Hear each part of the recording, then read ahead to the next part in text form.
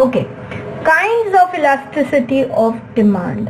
तो अब हम पढ़ेंगे kinds of elasticity.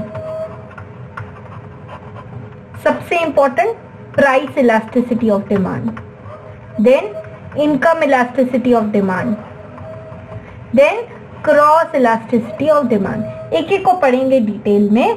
First, price elasticity of demand. When the demand of one commodity changes only due to change in price of that commodity, other things remaining constant is called price elasticity of demand. Mango का example याद करो।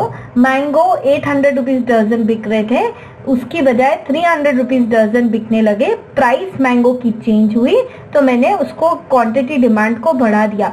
ये 800 rupees दर्जन की बजाय 1000 rupees दर्जन यदि हो जाते तो या तो मैं खरीदना ही बंद कर देती और या फिर मैं बहुत कम खरीदती।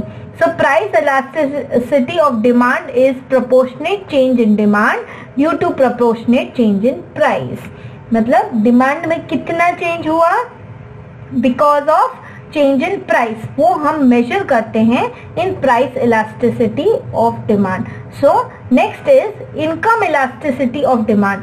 When the demand of one commodity changes only due to change in income of the consumer, other things remaining constant, it is called income elasticity of demand. Example ध्यान करो कि इसमें प्रोडक्ट की प्राइस पहले भी वही थी, अभी भी वही है, लेकिन कंज्यूमर की इनकम चेंज हो गई। पहले जो प्रोडक्ट नहीं खरीद सकता था अब खरीद सकता है, तो उसने उस प्रोडक्ट को डिमांड करना स्टार्ट कर दिया। एग्जाम्पल डायमंड रिंग का मैंने दिया था। So income elasticity is what? When the demand of one commodity changes only due to change in income of the consumer. अब यहाँ दोनों इफेक्ट हो सकते हैं कि कोई चीज आप क्वांटिटी, आपकी इनकम बढ़ भी सकती है और घट भी सकती है, तो आप क्वांटिटी डिमांड करना स्टार्ट भी कर सकते हो और बंद भी कर सकते हो, या ज्यादा भी कर सकते हो और कम भी कर सकते हो। So that is dependent. If your income has reduced तो तुम वो प्रोडक्ट का डिमांड कम करना स्टार्ट कर दोगे या बंद कर दोगे उसका demand, right? So income can increase और decrease. Same way in price elasticity of demand, price of a product can increase or decrease, and accordingly the demand will increase or decrease. When demand reacts to price, it is price elasticity of demand. When demand reacts to change in income, it is income elasticity of demand. And then what is cross elasticity of demand? यानी कि जो product है उसकी price change नहीं हुई, लेकिन other related product की price change हो गई। That is other related complementary और सब्सटीट्यूट प्रोडक्ट्स की प्राइस चेंज हो गई।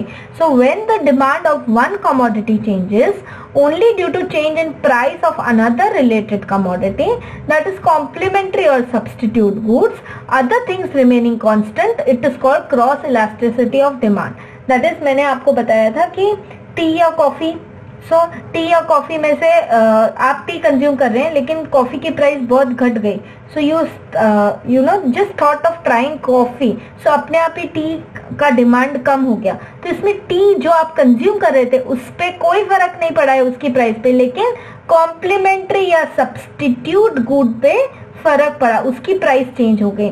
So cross elasticity of demand is nothing but when price changes of another related commodity and that causes a change in demand of your current commodity, तो हो जाता है cross elasticity of demand. So these were the three kinds of elasticity of demand: price elasticity of demand, income elasticity of demand and cross elasticity of demand. और इन सब चीजों में ये चीज याद रखना है, अदर थिंग्स रिमेनिंग कांस्टेंट, यानी प्राइस चेंज हो रही है, other things remaining constant, income change हो रही है, other things remaining constant. Cross elasticity means other things remaining constant, substitute या कॉम्प्लीमेंट्री गुड्स की प्राइस चेंज हो रही है। Okay, now we will study price elasticity of demand in detail and how we calculate it.